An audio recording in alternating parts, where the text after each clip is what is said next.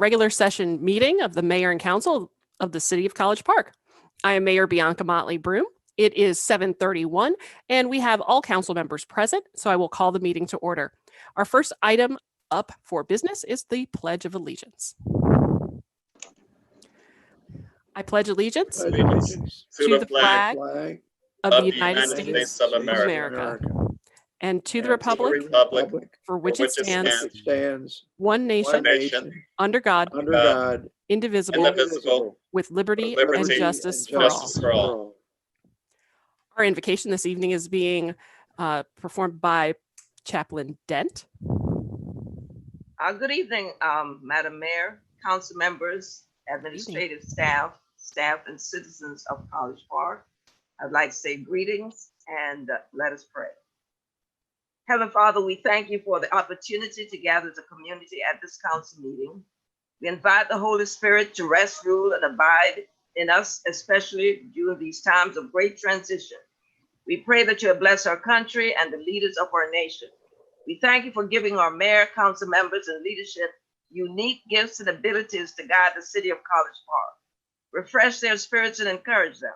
Please give them the strength to make the right decisions both in and out of public office. Bless the outcome of the agenda for this evening. Please provide them with the wisdom to navigate differences and work together to strengthen our community. Protect their families from sickness and discouragement. Inspire us to walk alongside each other and rise to a new level of respect and civility. May every leader and their staff be encouraged by the truth that your love is always stronger than hate. Lord, we also thank you for giving us dedicated public servants who work tirelessly to make sure utilities and emergency services were available during and after the storm. May you continue to bless them, our police officers, firefighters, and all first responders. We pray for protection for voters, for workers, and a safe environment for all people as they exercise their solemn duty to vote during the presidential election tomorrow. Now, Father, may your love, grace, peace, and prosperity be with the sick, grieving families, homeless, and all of our citizens. I pray in the name of the Father, and of the Son, and the Holy Spirit, in the name of Jesus. Amen. Amen. Amen. Thank you. Item Amen. number 2 is additions, deletions, amendments, or changes to the agenda. Are there any? None at this time, Madam Mayor. All right. Item 3A is approval of the regular session minutes from the October 19th, 2020 meeting. I move to approve as presented. Is there a second? Second. Thank you, Councilman Taylor. All those in favor? Aye. Any opposed? Any abstentions? All right. Thank you. That passes. And let's see. Can I see? Where's Councilman Allen? Just want to make sure all of our citizens can see all of us. Councilman Gay, if you wouldn't mind just turning on your camera. Fixing my tie. I'll be with All you in a right. second. Thank you, okay? sir. You're welcome. Item 3B is the workshop session held October 19th, 2020, those minutes. I move to approve as presented. All right. Is there a second? Second. Thank you, Councilman Taylor. All those in favor? Aye. All right. Thank you. Any opposed? Any abstentions? All right. Mr. Hicks, Yes, ma'am. thought you said Councilman Allen was with us. I don't see him. Yes, he was. Yeah, I think he was, but he's Yeah. not there now. No, it's not, but he was earlier. And he's not in the attendees list, Okay. but he was on earlier. Oh, All we right. still have a quorum. We still do have a quorum, but I want to make sure that for those, certainly at least a second vote, I did not see him. So he wouldn't have, it would have been the 3 of you as opposed to all 4. Right. I'll keep looking for him. Thank you. I appreciate it. Okay, I see him now, Madam Mayor. Pardon the interruption. Let me move him back. Thank you very much. All right. So item 4A is a presentation of a proclamation to Pastor Marjorie Dent in appreciation of her 30 years of community service. And part of this you've already seen. Pastor Dent serves as a chaplain in our police department and has contributed to our community in so many ways that we wanted to take the opportunity to celebrate her and all of her contributions to College Park. So I will go ahead and read the proclamation. Whereas the Mayor and City Council of the City of College Park duly recognized Pastor Marjorie Abraham Dent for 30 years of tireless service to the City of College Park, and whereas, as a resident of College Park for 44 years, Pastor Dent has extended herself spiritually, personally, and professionally to our citizens through her active involvement in civic and community activities, providing leadership and motivation to those wishing to contribute to the community. And whereas, over the years, Pastor Dent's strong spiritual leadership has guided us all through challenging circumstances with her powerful delivery of the invocation at our city council meetings. And whereas she has been active in city government as a loyal member of the Board of Zoning Appeals from 1990 to 2002, becoming the first African American to serve as both vice chair and chair during her term. During her term, she served in the most dedicated and distinguished manner, gaining the respect of her fellow board members, the citizens of College Park, and the governing body. And whereas Pastor Dent was honored by the South Carolina General Assembly in 2008 through a resolution for her 25 years of service as a minister. She continues to touch others through her annual Color Me Confident Youth Empowerment Conference and her participation in the Lift Community Outreach Food Bank, as well as the South Fulton Human Services Coalition. She was selected in 2012 as Citywide Citizen of the Year, served as co-chair of the College Park Black History Committee, and has served as a member of the College Park Police Department Chaplaincy Corps since 2017. And whereas the entire city of College Park is privileged to have Pastor Dent as an active resident and participant in community and civic concerns, she continues to set the standard for a community servant. Now, therefore, be it proclaimed that the Mayor and City Council of the City of College Park recognize Pastor Marjorie Abraham Dent for 30 years of service, proclaimed this second day of November 2020. And I don't know that we could be more pleased to do so. Pastor Dent, the floor is yours. Unmute Pastor Dent. I'm very appreciative of the mayor and council and all who were involved in making this proclamation. It's a blessing to me, not only to me, but to others also who can follow an example. And in the words of Isaiah the prophet, he said, learn to do good, seek justice, correct oppression, bring justice to the fatherless, and plead the widow's case. So in all these civic duties, all these things were included in that. And I would just want to thank you and the council for everything that you have done in my life. If any members of the council wanted to add anything.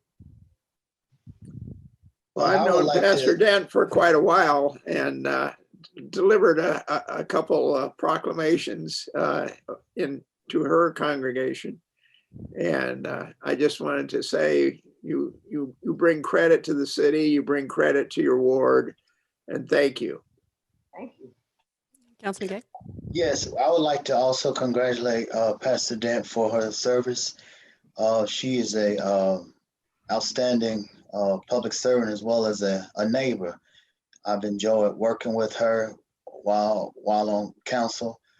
What I admire about Pastor Dent is that regardless of the politics, she always put community first. And Pastor, I think I've said that before.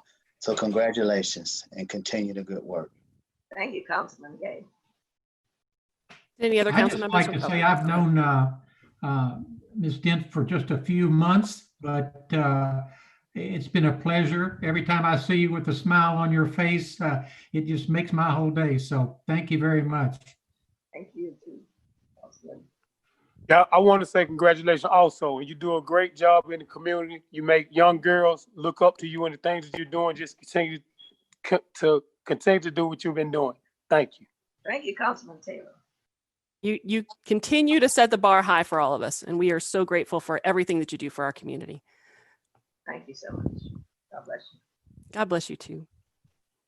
Item 4B, presentation of a proclamation honoring City of College Park Recreation and Cultural Arts Program Coordinator Jerisha Bronson for her dedicated service and outstanding accomplishments. We have lots of high achieving folks here in College Park. This is the fun part. Ms. Bronson, I thought I saw you. Are you here? Let's see. I'm here. All right, great. I will read the proclamation. Whereas Jerisha L. Bronson is a native of Fayetteville, Georgia, and a graduate of Alabama State University. She is a program coordinator and special events coordinator for the City of College Park Recreation and Cultural Arts. She is also a third-year veteran of the Atlanta Falcons cheerleading squad and the official assistant to the 2020 Sensational Stingettes. And whereas Miss Jerisha currently holds the title of Miss Georgia for America 2020. She works with people of all cultures and backgrounds and focuses on personal growth, community service, and well-being for all. She was a soloist dancer for Alabama State's BFA dance program, where she received her bachelor's degree in theater arts and served as president. Jerisha was also a member of the Mighty Marching Hornet as a Stingettes dance line member in 2009 and 2012. And whereas dance being her first form of communication, Jerisha touches the center of what inspires people to dance freely and to grow as an individual. It is her mission to challenge and expose the youth to the art of dance. Jerisha brings a unique vision to the world. And whereas she is very passionate about the youth and helping others build their self-esteem, she currently manages summer youth programming and senior citizen activities for the community. And whereas Jerisha realized that being unique is her most powerful tool, she delivers a passionate level of energy and an inspiration that is unmatched. Jerisha is honored and excited to represent as a millennial influencer. This year, she is preparing to compete for the title of Miss for America. Her dream is to one day open a dance studio in her very own hometown. And whereas Jerisha quoted Gandhi saying, quote, "The best way to find yourself is to lose yourself in the service of others." And that is clearly something Jerisha lives by. Now, therefore, be it proclaimed by the mayor and city council of the city of College Park that Miss Jerisha L. Bronson is recognized for her dedication and service to the community and youth, acknowledging her accomplishment as Miss Georgia for America, proclaimed this second day of November 2020. And it looks like you've got some deliveries behind you as well. Thank you. Thank you, Brian. Can I have a hug? So hard virtual. It's so hard to do virtual. But Miss Bronson, the floor is yours if you wanted to say a couple of words. Yes, of course. I thank everybody for your continued support. You know, a lot of people don't know I actually started my very first job here in the city of College Park, where I was an internship with Bill Johnston and a gymnast with Michelle Johnson, who was my head coach at 6 years old. So it is an absolute honor to be Miss Georgia for America and to represent the city of College Park. I am truly excited, and I promise you I won't let you down. Thank you. I think we know that. I think we know that you will not let us down. You have done your best to make us proud, and we are so supportive of all of your efforts. Did anyone on council want to add anything? I just would like to say it's been a pleasure knowing you. You're just so full of energy. I mean, you're like a little water bug out there going around and just encouraging everybody, and your enthusiasm for youth and kids, and to find somebody that has come up through the College Park program, even though you had to work through the coaching of Michelle Johnson, you have succeeded and done very well. So we're very, very proud of you. And Michelle, you did a good job too. I do have to say something. Jerisha did grow up with me. She's such a lovely young lady. I've seen her blossom and dance and just do amazing things. So we're just super supportive of her and happy that she's a part of our program. So we're so super lucky to have her, and we're proud of you, Jerisha. Thank you, Michelle. Thank you for bringing credit to our city and credit to all of us. And you represent us well. Thank you. I just want to say congratulations on the things you've done so far. And, you know, with your young age that you are, you got a lot more coming. We're looking forward to what you got in the future. Thank you. All right. Well, thank you so much. We appreciate everything you do for the city, and best of luck. Thank you so much. All right. Item 4C, update on Clayton County's Community Engagement Initiative by Nickel Works Consulting Project Manager Courtney Whitman. I was like, who is knocking on my door? Thank y'all. Ms. Bronson, you need to mute. Sorry so much. Sorry. That's all right. Did we not gonna do the proclamation, I mean, the public comments? Did I miss that? No, you did not, sir. Item 4C is the update on Clayton County's, it's listed as 4C. Does it need to be moved? I don't know. I always No, thought, that's where it should be. She's on the call. Okay. Mr. Hicks, that was Courtney that said she signed up, but she was already on the agenda. Okay. Okay, she's been unmuted. All right. Good evening, Mayor and City Council. On behalf of Nickel Works Consulting and Clayton County Board of Commissioners, we wish to thank you for the opportunity to present Clayton County's Community Engagement Initiative, otherwise known as Engage Clayton. The support of you, the City Council, is key to our success. This is a countywide initiative inclusive of all the cities within Clayton County and relies on utilizing points of contacts within organizations such as businesses and civic groups, small and large companies, churches, city and county officials to help us reach all districts within Clayton County. The project consists of 3 objectives: establishing a database that the county will use to engage with residents, businesses, frequent visitors, and other interested parties. Also conducting a county-wide survey to get feedback on current methods of engagement and desired engagement activities for the future, and also developing a plan of action that the county will use going forward to enhance their engagement efforts and reach a broader group.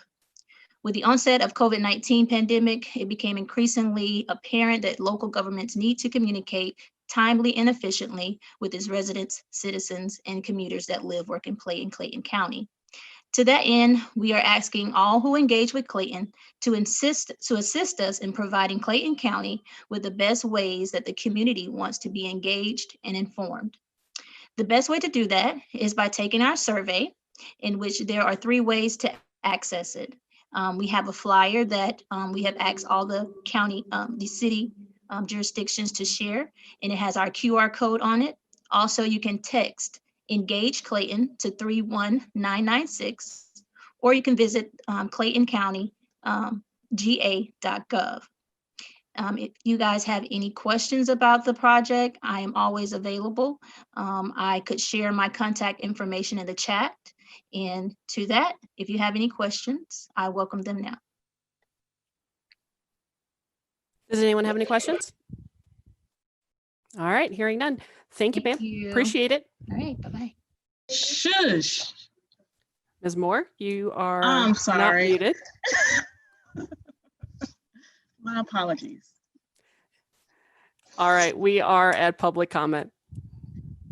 Ms. Moore? Yes, I have several comments, but I would like to read the rules for the comments before I get started, because we have changed since the last meeting on how to submit public comment.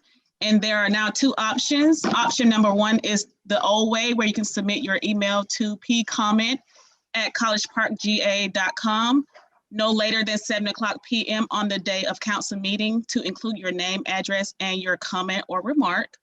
And option 2 is something new that we are trying. So you can have the option to submit your name to pcomment@collegeparkga.com no later than 7:00 p.m. to let us know that you want to virtually attend the meeting to comment live. And what this is going to do is going to be the same way as we do public hearing. You can come into the chat and raise your hand. You will be acknowledged. You have 3 minutes to speak. After your 3 minutes are done, your mic will be muted. Also, in addition to the people that did not get a chance to sign up at 7, we are allowing up to 5 individuals to speak at least 1 minute, no more than 1 minute, I'm sorry, per person. So a total of 5 minutes. After all of citizen remarks are made, there will be no more comments received after that time. So with that being said, I'm going to go in my first comment after I set my clock. Oh, I'm sorry, and one specific topic may not be discussed for citizen remarks for more than 15 minutes. 'Minutes. 'So if we get to that limit, I will let you know. All right, so the first comment is from Ms. Bronson. She says, "Clayton County Board of Commissioners would like to thank you for the opportunity to present Clayton County's Community Engagement Initiative by Nickel Works Consulting Project Manager Courtney Whitman. 1 second. Okay, setting my clock, and the first comment is from Miss, lost it, sorry.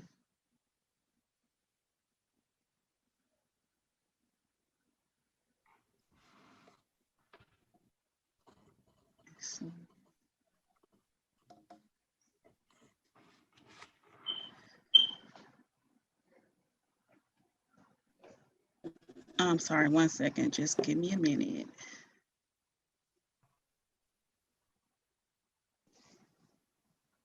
Okay, the first comment is from Kamila Mashak, and it simply reads, "No warehouse next to Phillips Park."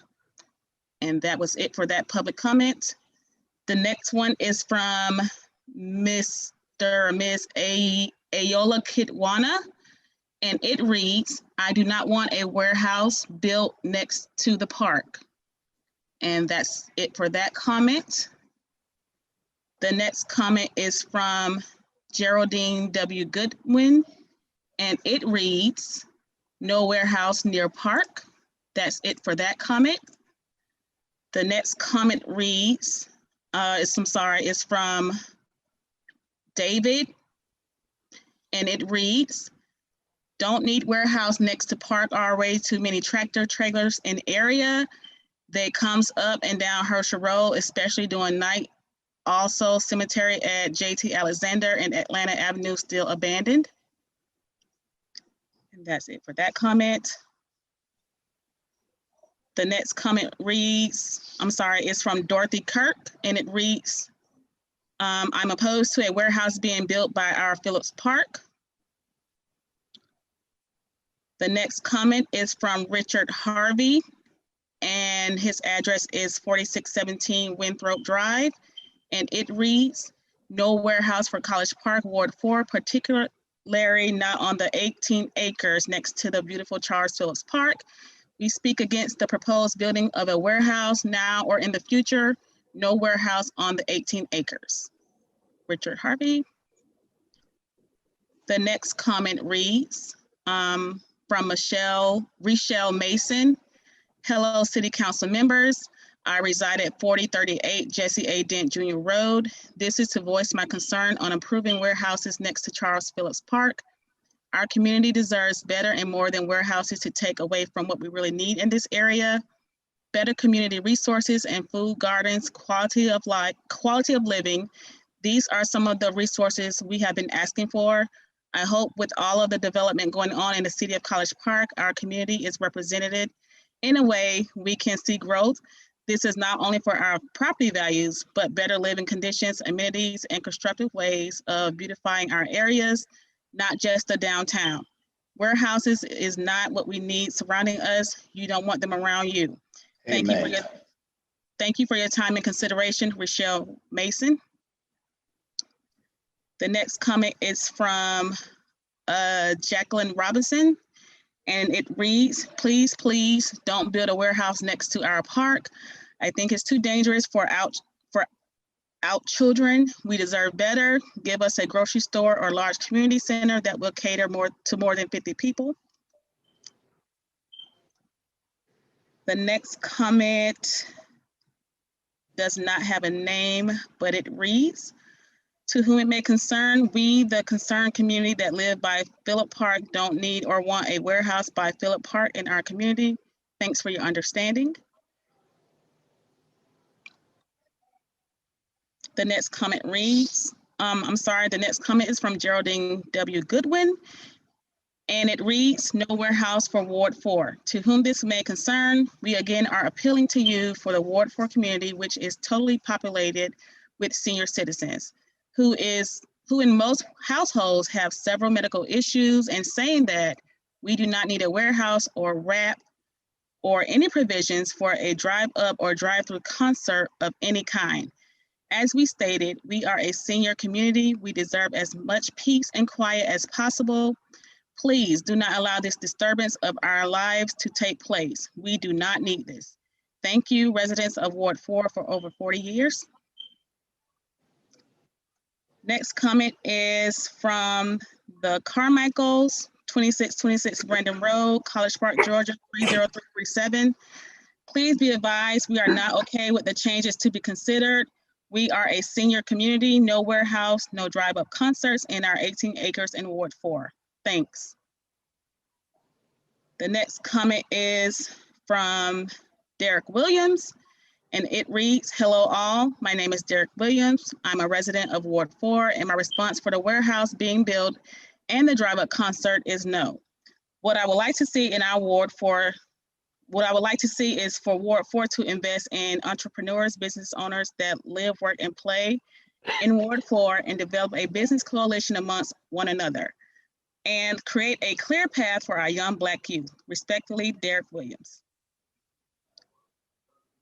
Our next comment is from Ms. Celisa Jefferson, and it reads, Ms. Jefferson, Ward 4, community stakeholder, greetings to the Body Board members, council, and mayor.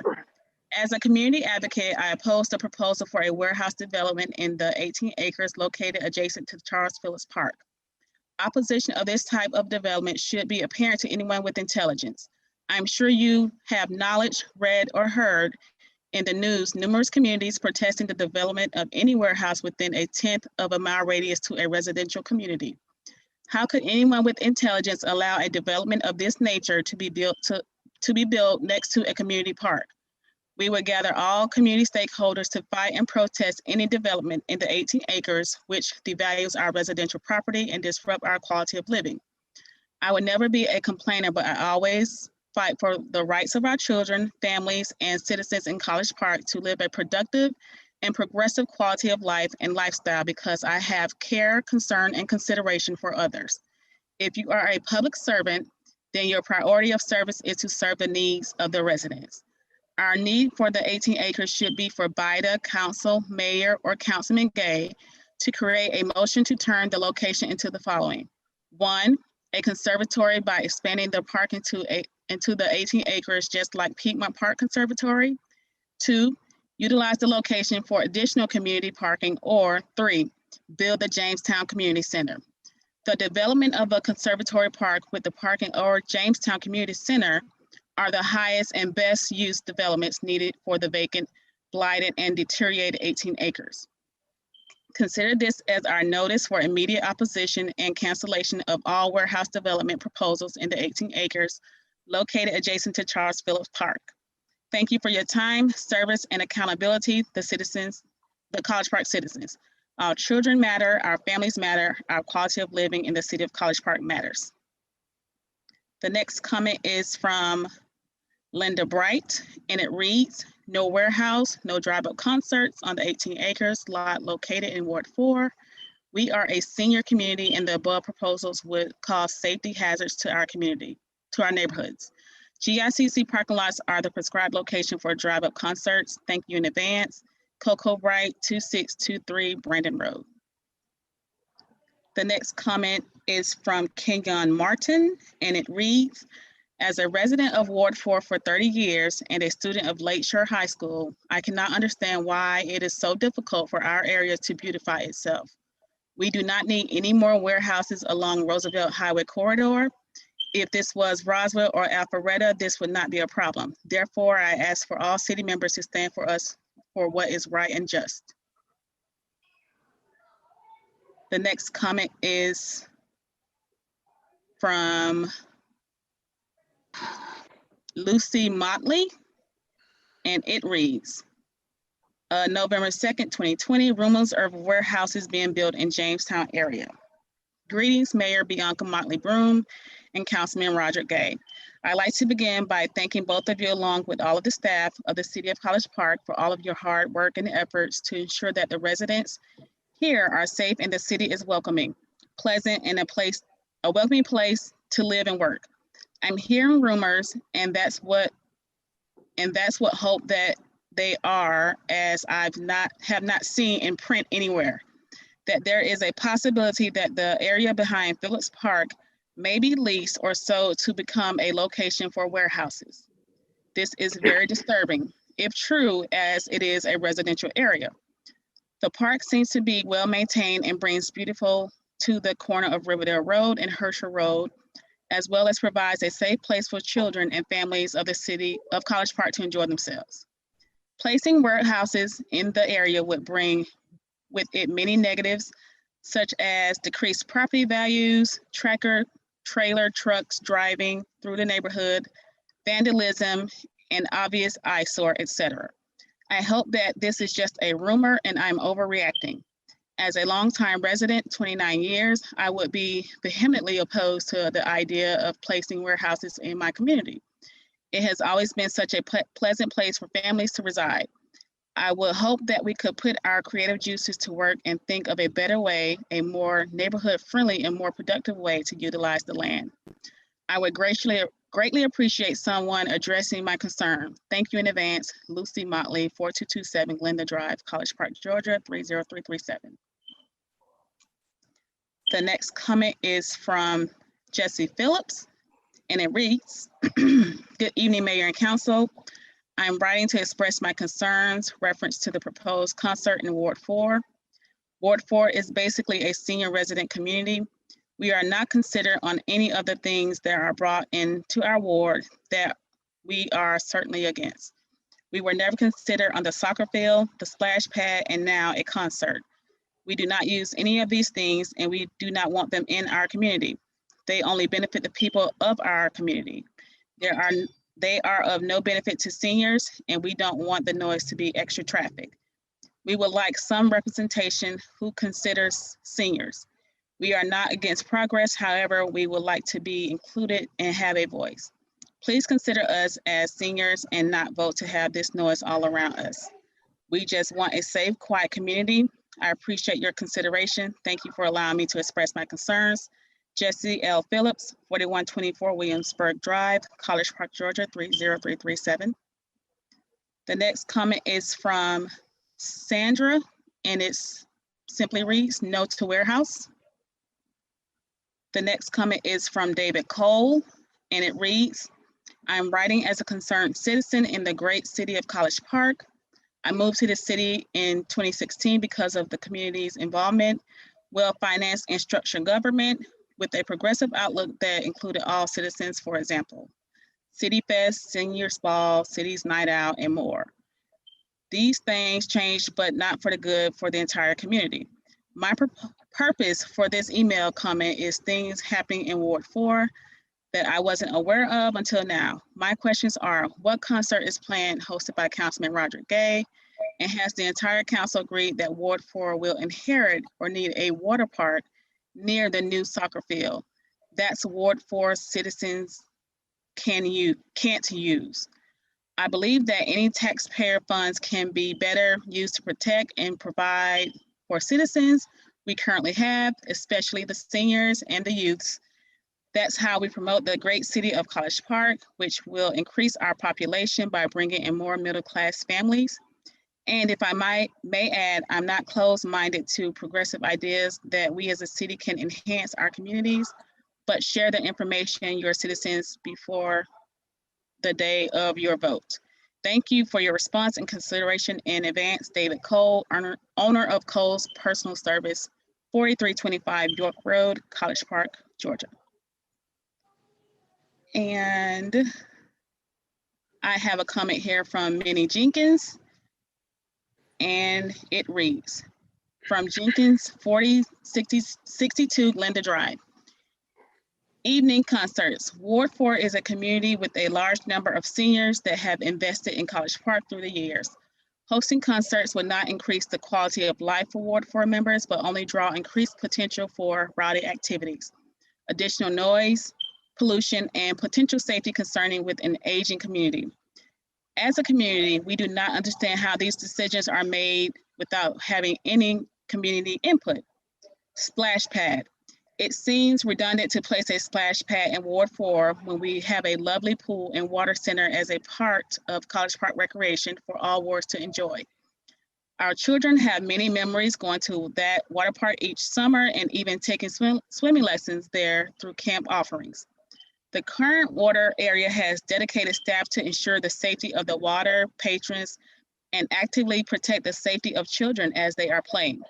Placing a splash pad in Ward 4 without additional staffing to make sure rules are being adhered to and sanitation standards are being kept has the potential for disaster. We can actively see with COVID-19 that each individual's understanding of safety and sanitation is very different without enforced standards. Once again, this community is largely aging and that the park is currently used by seniors for daily exercise who enjoy hearing the kids play on the playground facilities. The introduction of a splash pad increases the potential of injury for park patrons of all ages. In doing some research concerning splash pads, we would like to pass along the below information to be read at your convenience from the CDC website. Thank you for your consideration. Okay. And I am just double checking to make sure that I got them all.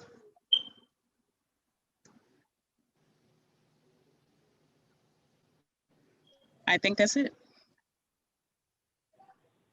Okay, is there anyone who wishes to speak for a minute or less? We have 5 openings. Mr. Hicks, let me know if you see anyone raising their hand. Yes, ma'am, I do. As a Charles Jefferson has raised their hand, I will allow that person to talk. All right, Ms. Moore, go ahead and time when he begins. I'm ready. All right. Okay. Mr. Jefferson, if you can unmute. I've tried to unmute you several times here.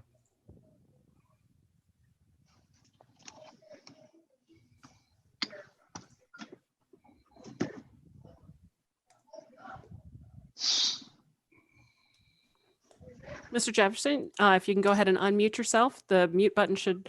Good there you go. evening, Mayor and Council. I'd like to relinquish my time to my wife. She'll have 1 minute. Good evening. Can you hear me? Yes, sir. Can you?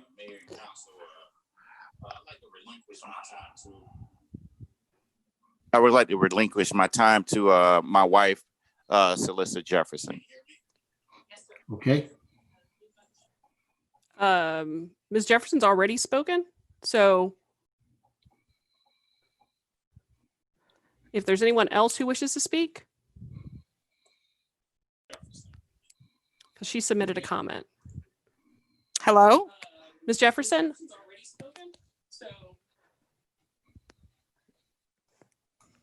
If there's anyone else who wishes to speak, I want to make sure that no one else. She said relinquish your time. Ms. Jefferson? Can you mute the broadcast? Because you're getting feedback. Okay. I just muted him, Madam Mayor. No. I meant their broadcast. Because the 1 minute portion is for people who haven't signed up prior to the meeting. Hello? Ms. Jefferson, you already submitted a comment, and so we're reserving these 1 minute spots for people who did not submit a comment prior to the meeting. Hello?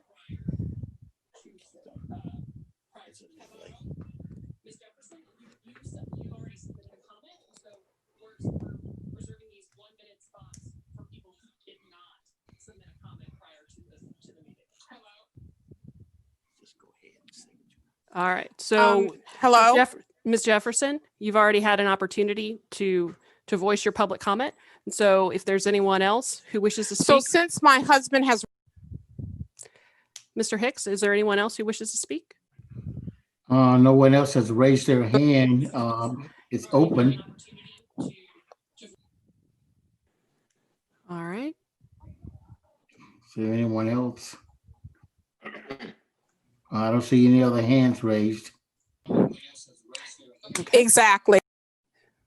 All right. So we will move on in the agenda. Item 6A is an update on the AMI and billing interface and other related software. Hello? Ms. Jefferson, we have moved on in the agenda. Go ahead. They keep muting me. Madam Mayor, Yes, sir. as far as the AMI item, I'd like to provide some ancillary information as part of that presentation, if I may be permitted. Okay. And that is, I've asked Hugh Richardson, of course, we were incredibly busy the last 4 days or so with the fire restoration and other storm-related recovery efforts. So I've asked him to provide a succinct debriefing immediately after the update regarding AMI.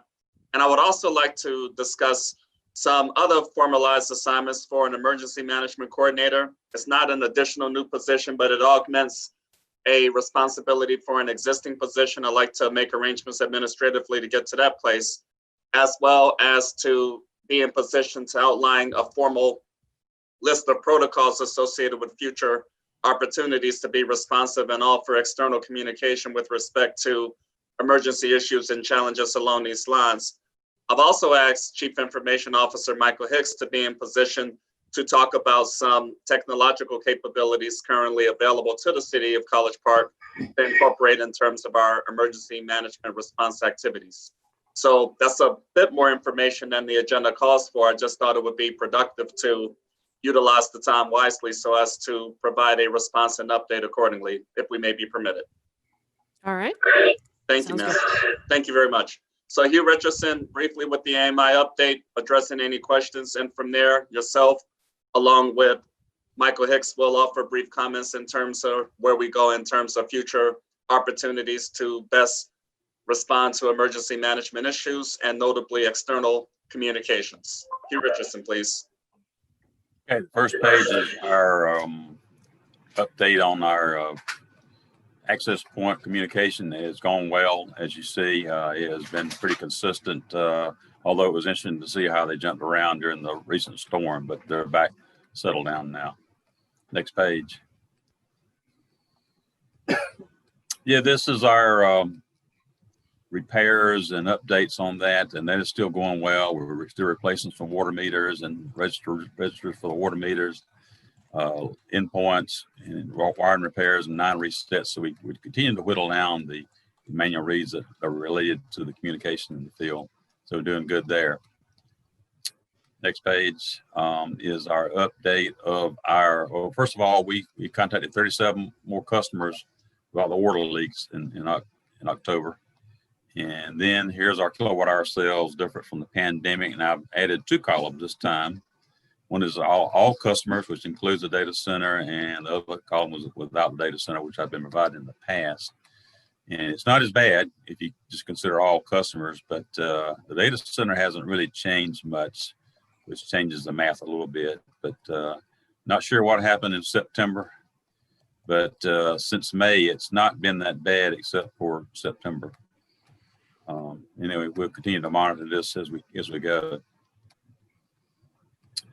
And then the next page shows a photo we took, an update on the hurricane or tropical storm Zeta restoration. When it hit like 3 or 4 a.m. Thursday morning, we lost about 1,900 of our 8,200 customers, and we had that pretty much under control. We did have 17 poles that were broken. So we had that pretty much under control until Friday about 4 p.m. when this little tree fell and took out a 115,000 transmission line. And it took out most of our city, about 7,500 customers, plus surrounding areas, part of East Point. It even took out the airport. So over next a couple hours after that, the restoration was gradually brought back. For a little data information, our hourly power output or usage is around 37 megawatts, and at between 5 and 6 p.m. we went down to 3. So that shows how many customers we had out. This was unfortunate that this happened, but we had to fix it and get it done. I don't know. This is a very hard look thing that happened, but anyway, I think everybody worked well to get it recovered, and I appreciate everybody's patience on this. And I understand you handled this with like 11 personnel? We had 11 people. We split them up in different crews, but we handled it with that. Of course, the Georgia Power crews were out there mainly getting this tree up, but the rest of the restoration was handled by our crews and the contract crew. Well, you've had a lot of positive comments. I've seen a lot of positive comments from citizens. And I guess you even had a surprise today. Yeah, I did. I appreciate that. We appreciate that the citizens' patience and understanding, and I think the neighborhood association gave us a little appreciation gift, and we'll be distributing that tomorrow morning to our linemen and crew. And this other picture here is, I didn't show that one. This is the structure that was damaged. This is 115,000 volt. And you can see the tower in the middle. You can see the arms on the right are bent downwards. So that is the destruction that the tree took out. Don't they have they cut a swath to protect those power lines? Yes. Why don't they require that the trees that are at the edges of that swath not be higher than a certain point that they can? That actually was one of my questions. That tree should have been cut. I mean, it probably was 100 years old. They said the tree was over 100 feet tall, but it was on private property. It was outside the right of way. But, yeah, anything that has a potential of falling, that's awfully scary.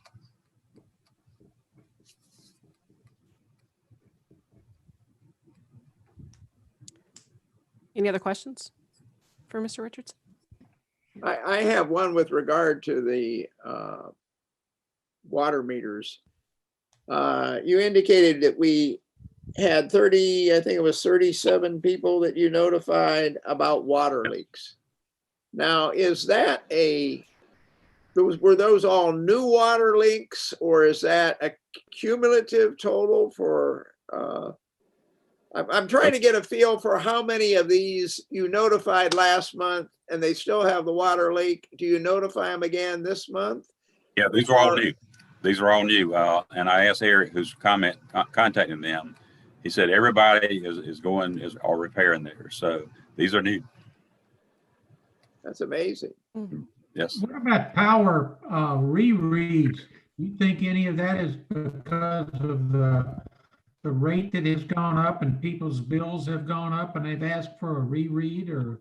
Yeah, the three I have there are those that are read because of communication issues. Yeah, there are probably 50 or more that we are rereading, probably to verify some readings. So yeah, I didn't count those. Okay. All right. Any other questions for Mr. Richardson? I'm very pleased. All right, Mr. Moore. Yes, Madam Mayor. So I talked a little bit about the assignment of an emergency management coordinator to help us engage with the departments involved in emergency response, communication protocols, and that.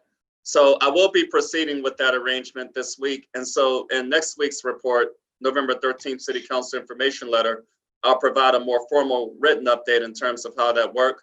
In the meantime, however, I would like to discuss some of the technological capabilities so that we can enhance external communication in that regard based on some of the questions that did come up over the last few days. So I did host a comprehensive meeting with a number of department directors involved in this effort this morning, and thus my interest in sharing the background as I just did. However, I would like to give Chief Information Officer Michael Hicks a moment to discuss briefly what our capabilities are, and likewise what is to be executed moving forward. So if I may be permitted, please. Thank you, ma'am. Okay. Chief Information Officer Michael Hicks, you're on. Brief. Mayor, Council, good evening. One of the things that I investigated this weekend, because I kept getting constant emails about why we can't do push notification, why we can't get the information out to our citizens. So I did some research this weekend, and I was going to bring a brand new mass notification system to the table until I found out that we had that capability in-house. Code Red can do push notification, and we can also do text sign up as well. So we talked about that amongst the department heads that Terrence had assembled into the municipal chamber. And so I've got an account created on Code Red now. So I will be looking at those functions. I'll be looking at those features. I'm going to be setting up a test environment. We have the capabilities in-house. So we will be moving forward with that. We have mass notification. We have push notification in-house with Code Red. Mr. Hicks, I'm still surprised that a push notification is not an option on an app. That just I mean, for iNotify not to have that capability is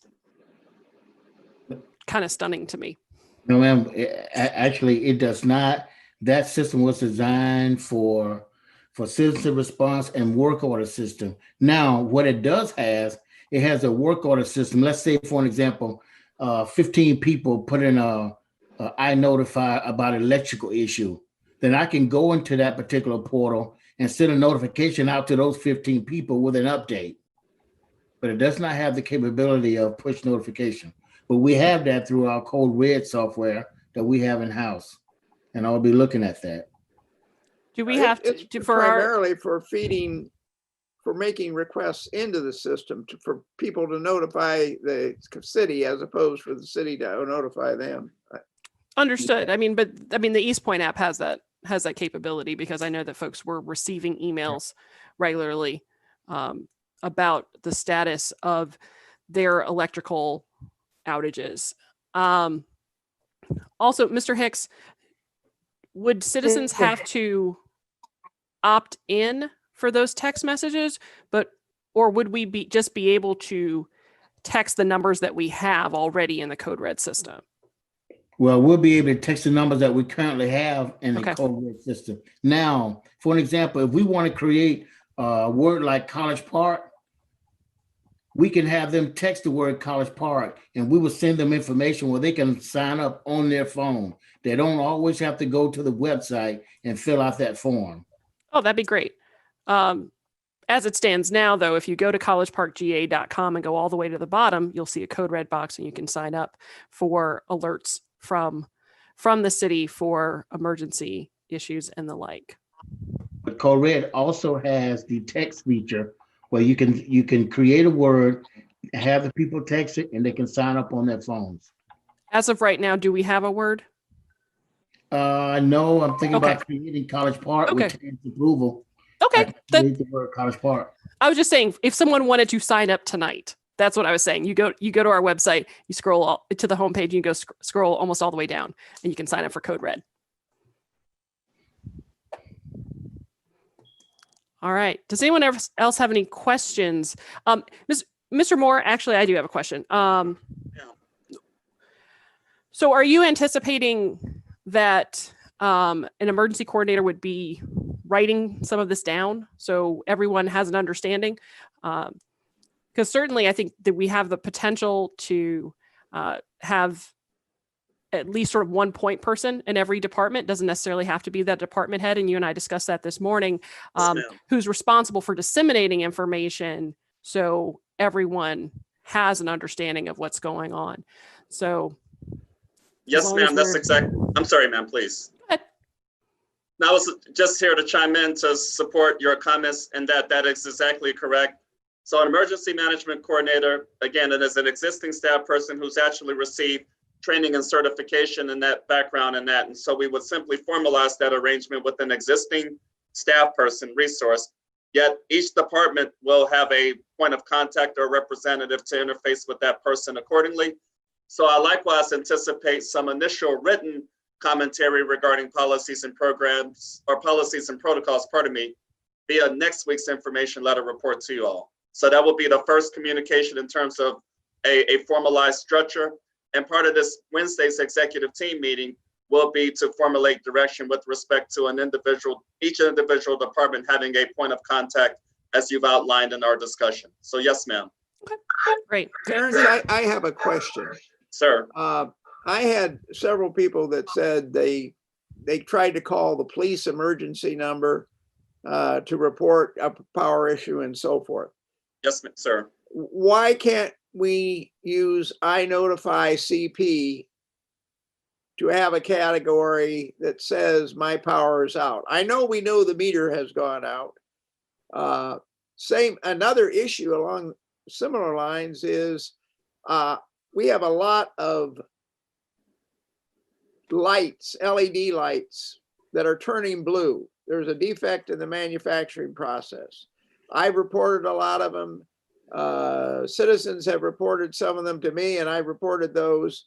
But I asked, maybe Michael's done it already, I asked that a category be added to say, we've got a blue LED street light in front of my house.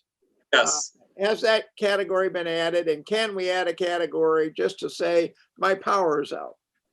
Part of the discussion over the weekend in preparation for the department director dialogue I facilitated this morning did include a brief piece to that effect. So Hugh Richardson, Michael Hicks, I've asked them to coordinate adding that as a category as part of that communication. For both of those items or just one? For both of those items. Okay, thank Yes. you. So that will be forthcoming. If you give me both of those, I can add those tomorrow. Correct. Could you repeat that again? I want to report that a street light is not functioning properly. In this case, I'm referring to a purple street light that's turned color because the coating has vaporized or whatever. And another case is the street light's out. But all you have to say is, I've got a problem with this street light. Correct. Got it. And And then we the did- second category is that my power's out. Okay. Right. And we did discuss that briefly this morning as part of the package. And so we're simply reiterating, and thus those categories are to be added tomorrow. Yeah. For Right you, now, Rich, I had it under electrical James- issues, but I'll change that. Yeah. For you, do you need any more information as far as where the pole is or anything? I know it'll pick up the address, but if I'm reporting one that's, several houses down, do you need an address of a telephone pole or? Certainly, I hope that would be in the comments section of the I notified. Right. But you can drag the marker on the map 2 houses down and place it there. It doesn't Yeah. have to be where you're standing with the phone. Yeah, I've done that, yeah. All right. Anything else on this issue? All right. Thank you, gentlemen. Appreciate it. Thank you, ladies and gentlemen. Next item for business. Ms. Moore, you're gonna make me do it? Let me hop to my screen then. It's there. I don't know why you can't Oh, you're absolutely right. I'm sorry. That was 6A that we were discussing. My apologies. All right. Does anyone have any questions on any recently adopted ordinances and resolutions? No. All right. Then we're going to move on to item 7A, which is consideration of an action on a request to set a public hearing to consider the rezoning of 2154 Rugby Avenue from R1 low density residential to R2 medium density residential zoning district. A public hearing date of November 16th, 2020 is recommended. And I believe our city planner, Michelle Alexander, is going to take this one. Good evening, Mayor and Council. The applicant is requesting rezoning to the R2 district. It is a larger lot that would comply with the zoning district standards. There are R2 lots adjacent and behind it. This request is just to set the public hearing. The Planning Commission recommended approval with a condition related to the driveway. I All right. move to set the hearing. Is there a second? Second. Thank you, Councilman Taylor. Any questions or comments? I have a question. All Did they right. want to split the lot? It's like 150 by 150 approximately. Did they want to make it 75 by 150, or do they want to make it like one lot be 100 wide and the other one be 50? My understanding is that it's two 75 foot wide lots. Okay. Split it Thank in half. All right. Any other questions? Hearing none. All those in favor? Aye. Aye. Any opposed? Any abstentions? Passes unanimously. Thank you. Item 8A, consideration of an action on a request for approval of the replacement of the lighting control system at the FAA regional headquarters. Madam Mayor, I'll go ahead and introduce this topic. It's fairly straightforward in that we discussed this during the proposed budget process for a series of fairly minor capital improvement programming for the Federal Aviation Administration United States Southern Regional Headquarters facility. The total budget for capital enhancements coming from the FAA fund is $216,973, of which $140,680 had been allocated for purposes as recommended this evening. Ron Wilkerson, representing the project management side of the endeavor, is likewise with us this evening to address any specific questions or concerns you may have. Otherwise, the recommendation stands. All right. Any questions? Yeah, I just had a question in that it's our building, and hopefully the FAA is going to be there for a long time. They've been a good tenant for us, but since it is our building, I don't know why we shouldn't have someone attend the commissioning pre-meeting. And that's when the engineering people get together and sort of like a building inspection, what have you, and discuss the situation. Is that planned? Can anyone answer that question? So typically when capital projects, even at the level of this, Councilman Clay, are engaged, there is an interface with the Department of Inspections to discuss permitting issues, and sometimes it necessitates Public Works and the Department of Engineering to essentially engage in a process as you've outlined. So the project management firm, Colliers in this case, Ron Wilkerson, the specific agent assigned to work with the FAA facility in this regard, therefore interfaces with all appropriate department directors at the behest of the city manager to essentially facilitate what you just outlined. So despite this being a federal operation, it is a City of College Park facility owned, and thus the applicable permitting and inspection processes must ensue.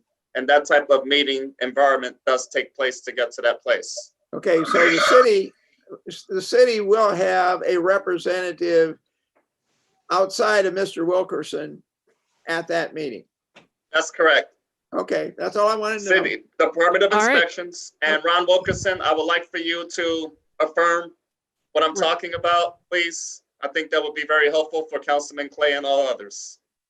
Ron Wilkerson, please. I think you just answered his question, though.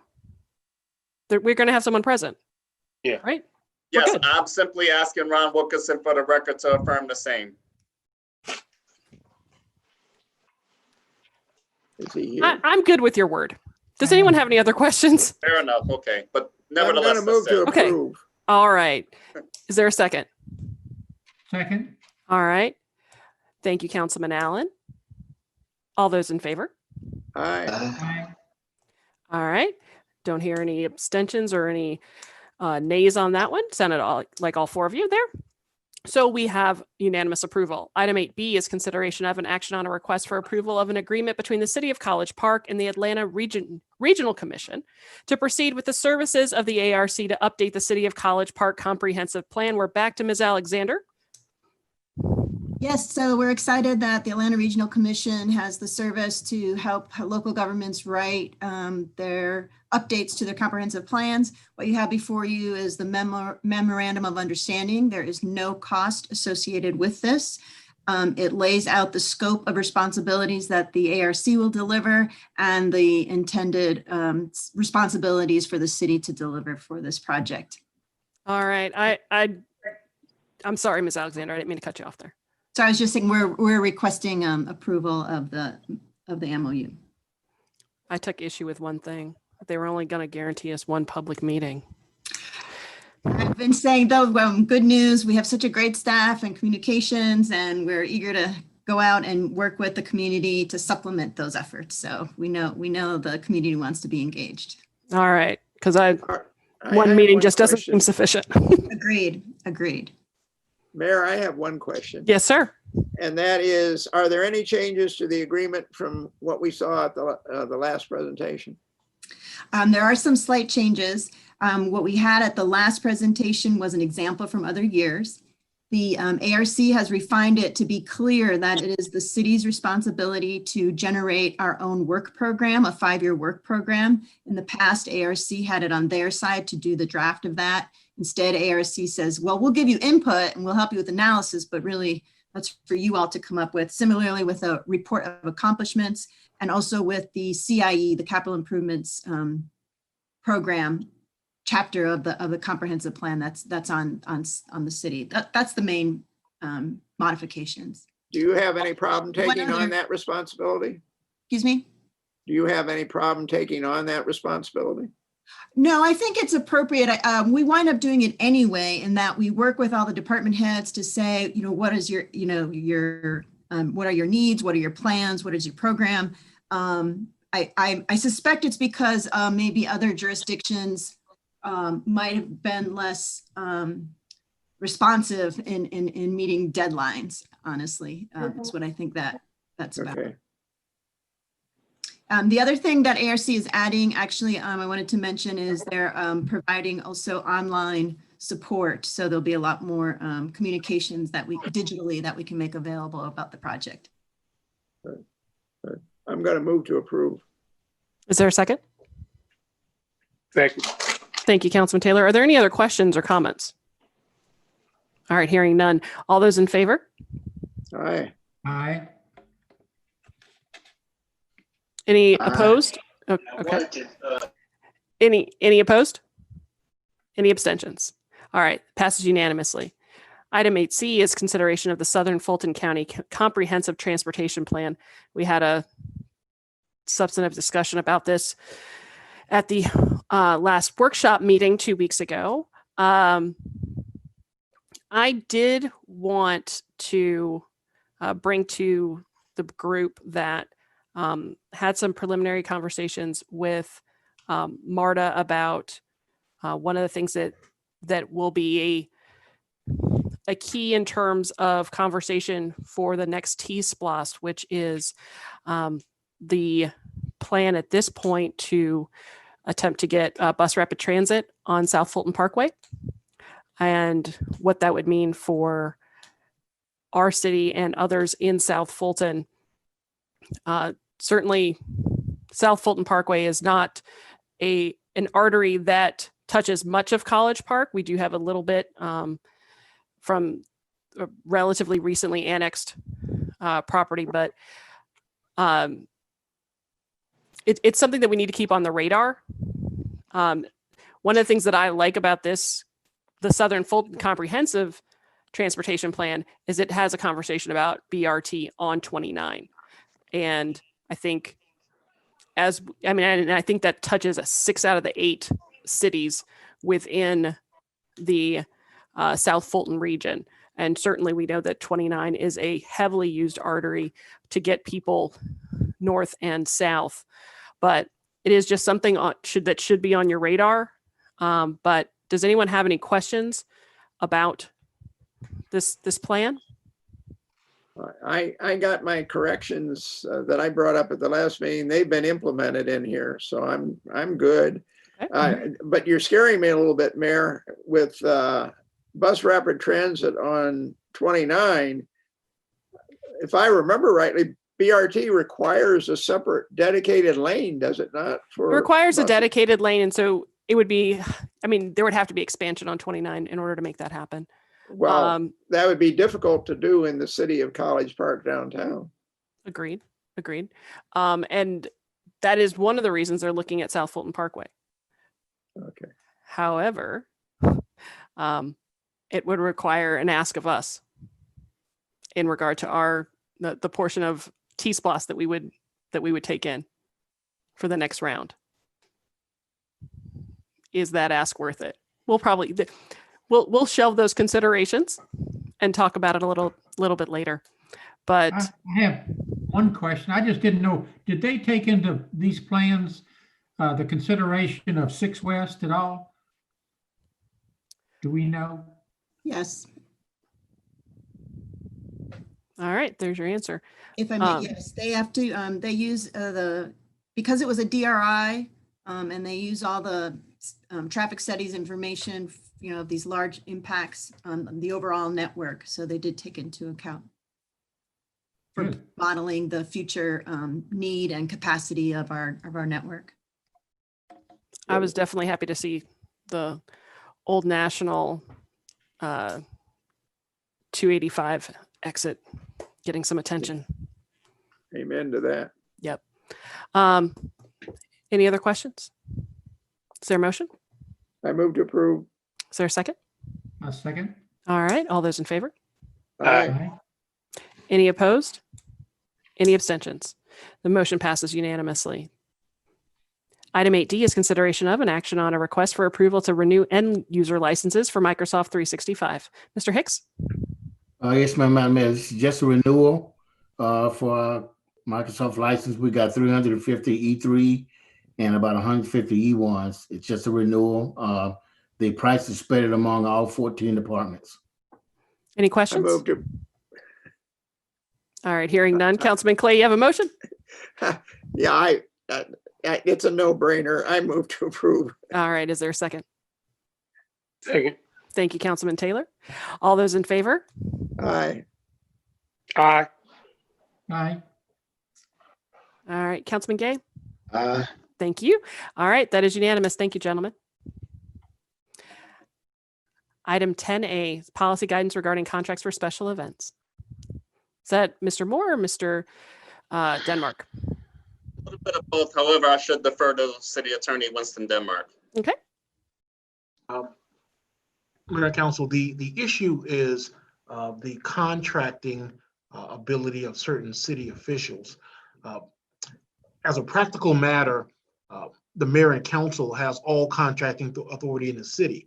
However, our purchasing policy creates certain exceptions. For instance, the city manager has the ability to enter into contracts at a threshold amount of $10,000 without the approval of mayor and council. That's one example. Department heads also have a similar ability under $1,000. It came to, at least to the consideration of mayor and council, that perhaps the GICC director has also entered into contracts that have not necessarily been approved by mayor and council. And we wanted to create a policy that, in a sense, allowed that to continue, because the GICC is a bit of a different animal. We just heard Mr. Wall's grim financial forecast, and we're all prayerful that that will certainly not be the case going forward. So when the world get back to a normal place, the GICC is a fast-paced environment, and the director has to contract in a hurry. A lot of times, there are exigent circumstances, things that happen at a fast pace, and it's a process that does not really lend itself to every contract coming back to mayor and council, which only meets twice a month. So we tried to create a policy that created a certain level of accountability and awareness and control by the mayor and city council, but at the same time allowed the GICC director and that facility to function and operate in the fast-paced market that it operates in. And so we presented a proposed amendment to the purchasing policy and a separate ordinance. The ordinance that we presented clarified and reaffirmed what should be obvious, but sometimes is not, which is that all contracting authority within the city resides with the governing body, that is the mayor and city council, subject to certain exceptions that are enshrined and memorialized in either ordinance or our purchasing policy. So we started there at the very top with reaffirming the authority of mayor and council. Secondarily, we created a new exception for the GICC/Gateway Arena director that would allow that individual, and I say that individual, it's Mercedes, but Mercedes may get tired of us one day, and it might be somebody else, but that would allow that individual to function in the environment that in a way that's consistent with that industry, which is relatively fast paced. So I presented one version. I had a conversation with Councilman Clay. Then based on that conversation, I presented a different version. And so they're just both versions, just both thoughts. Ultimately, the mayor and council will decide what, if anything, is done. You have two versions. And so I leave it there, and I'll answer questions subject to what the city manager has to say. Mr. Denmark, I have a question for you. Yes. In regard, and this is actually a question for Ms. Miller as well. In regard to the contracts that are signed with the GI, when people are contracting for events at the GICC, are they standard contracts? Yes, they are standard contracts unless there are added amenities. We do have an addendum that goes with some of the contracts. But once the client signs off on them, they have to present us with 50% payment before the event is considered definite. And I have to sign off on it again. So I sign off on it before it goes out, and I sign off on it when it comes back. Is there if the same contract is being used at the GICC, then and that contract has been approved by mayor and council, then is this policy necessary? Yes, The ma'am. only time for us it's necessary because there are times when we do certain events, we have to rent stages or rent extra chairs. We go into a contract with that company, but the client pays the cost for it. Okay. We just bill the client back. All right. I have a Sounds good. question. I have a question. Councilman Gay, go ahead. So, attorney, are you saying that prior to this proposal to amend the ordinance that there has not been a formal procedure in the ordinance that which have allowed Mercedes to have entered into a contract? I'm not aware. When I looked at the purchasing policy at length, and there was nothing there that would have allowed that. So that being said, prior to us amending this ordinance, for the record, then Mercedes has been able to bind the city in her contracts prior to this amended ordinance, correct? Well, she certainly has entered into contracts in that regard. Those contracts are now fully consummated, and I don't think they could be undone. However, there could be a very good argument that the contracts were not binding and enforceable in as much as they were not approved by the mayor and city council, which ultimately has the authority to do so, subject to certain exceptions, which were not applicable. And I think that, and I'm glad that this came to light, but I think that bears to say that, you know, when we were talking about an event at the Bida property, the conversation was that no one can bind the city but mayor and council, but to the point of the people that were trying to use the park, they made that very argument, and so they were in fact right. I just, you know, wanted that to be expressed, and I'm glad that that happened so that we can now modify our ordinance. Mr. Denmark, I had a question about section 12-3, number 4. This actually was not an area that was changed, but since we're here. What page, Mayor? That is packet page 153. If we're looking at the track changes version, there haven't been any changes made to that.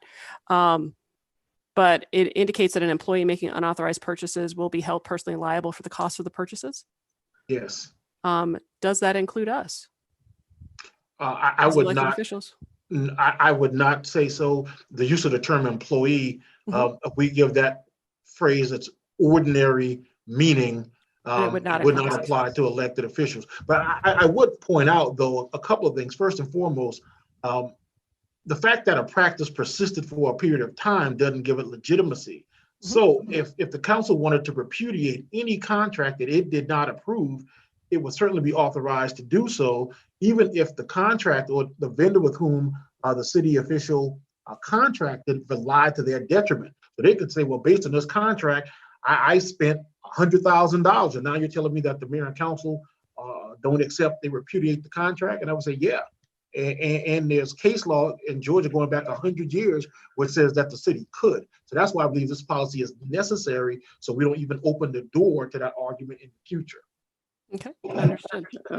Mayor, I have a comment, and I guess basically a comment. Okay. When I read the changes that Winston had made, one thing that struck me was that this says that contracts that didn't used to come to council are now going to come to council. they may come after the fact, but they're going to come to council. The changes that he and I discussed, I don't believe changed that. It just he went back and he reworded some things. Mainly from my standpoint, I wanted that to be clear, but it means that we're going to be seeing contracts come to us for approval, and we ought to talk about that. We don't need a lot of extra work put on our plate. And Winston, do you agree with that? That we'll be getting? Oh, yes. We're going to be approving contracts like we do occasionally for public works when they, under an emergency condition, fix something and we have to ratify it. But now we'll be ratifying those, and I would hope we would have a procedure where we can just lump them together. A And it's consent like agenda, perhaps? like a consent agenda, exactly. And just list them and list the amount of the contract and who it's with or something like that. Well, we need a procedure because we're going to get a bunch that we didn't used to get. Okay. And I mean, with either wording, whichever one you want to pick, I felt that what he worked out after we talked about was clearer to me as to exactly what was going on. But I don't really care which way it goes. But I think, would you agree, Winston, that either way it was worded, it had to still come back to council? Yes, sir. Both would have to come back to council. In the second version, I drafted only the ones above the city manager's threshold, above $10,000. So maybe Mercedes would be able to say above $10,000 is 10% of them or half of them. I don't know how many it would be. Right. Under the yeah. second version, only the 10,000 plus ones. would Right, come and to that was the thing that wasn't clear to me in the first, and it needed to be clear because it makes sense. Yes, sir. right. That makes sense. And unless there's an objection by the body, I mean, if these are contracts that are sort of in the ordinary course and scope of what the GICC does, then perhaps we have the opportunity to put them on a consent agenda for ratification at a meeting. And Mayor, I would argue that we don't have a lot of backup detail. We don't have copies of all those contracts, et cetera, et cetera. We simply have the nature of the contract and maybe an indication of whether it is a standard contract or if there were some adjustments that she mentioned earlier that had to be made with it. They could be, 3 or 4 bullets underneath the listing. Does that make sense? So essentially the agenda transmission indicates what they are and the nature of them and gives us those sort of quick and dirty details. You good with that? I have a question. Yes, sir. Does that also apply to other departments? For example, recreation. There are multiple agreements that we enter into. It's not just the GICC. But the ones above $10,000 do come to us already. So are you suggesting that we put all of those types of contracts into a consent agenda? I'm just saying, prior to it becoming an issue, it's been customary that other than the GICC, other department directors have been entering into contracts. Big or small, up or down, they have been binding the city. For more than $10,000? Mm-hmm. Not without our approval, I don't think. Well, okay, maybe the monetary amount is not really what I'm saying. If they can continue to do that under $10,000, then that's what the policy is. Like the programs, those programs don't come to us. We enter into agreements with people all the time. I do think it's going to be hard to bring all the contracts that we do, because when it's busy, we could have in a month 50 different events. So do you want 50 different copies of a contract for each event that we do? Because for instance, we have some groups that have one name, but it may be 8 different contracts under that group. I decidedly do not want 50 contracts. Amen. And what I want to know is it the same as saying whether it's under 10,000, over 10,000? Are we essentially saying that a director can bind the city in an agreement? Is that what we're saying? No, the city manager can under 10,000. No, that's not the question. The question is under 10,000, over 10,000. Are we saying that a director or an employee can bind the city in an agreement regardless of the monetary amount? That's what I'm Yeah. asking. Yes, sir. It's always been the Okay. case. It has always been the case that a director or the city manager could bind the city. Department directors have authority under $1,000, and the city manager has authority from 1,000 to 10,000. But anything above 10,000 comes to the mayor and city council, and that's always been the case. But what we're saying now is that the GICC director would have that similar authority at up to 10,000, and think anything related to the GICC above $10,000, city manager could do those contracts. It could be $500,000, but it would have to be ratified by the city council at the next regular meeting. Okay, Winston, when we do a contract, we're not binding the city to pay anything. We're binding the client to pay the city. The city, Well, right. Well, when we say bind the city, we don't necessarily mean monetarily, but we would be bound to a contract. So they have to pay money. We have to provide a service, make a facility available to them. We have to do something. So it's a contract where we're binding the city to perform under the terms of a contract. So Right. binding the city doesn't necessarily relate to the money. Understood, but it's gonna be hard because again, we're at an airport property. Everything is very short term, and I can get a piece of business that's $75,000, and we can book it in a day, and we don't have that leeway. To wait for Ms. council, Miller, bring it to you're council. okay. You're breaking up, Mercedes. How about this? How about a spreadsheet? Sounds good. And we get the terms on the spreadsheet, and the spreadsheet is what you submit.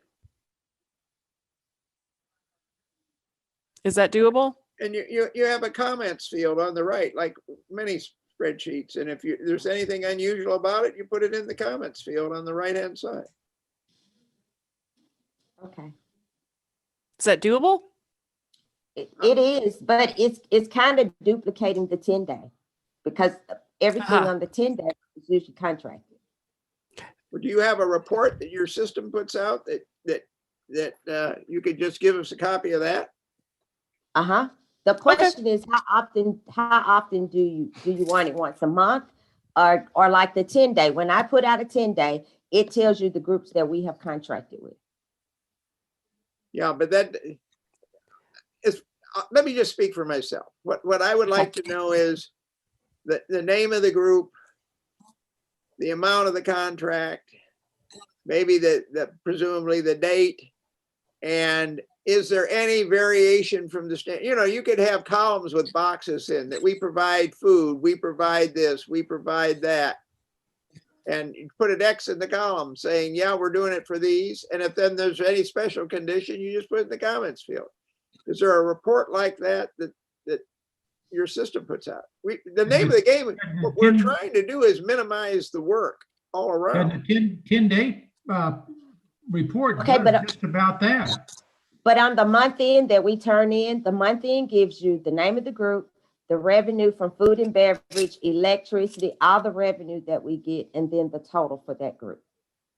At the month end, we turn in that to the city manager. So so actually, ratification takes place after we're bound anyhow.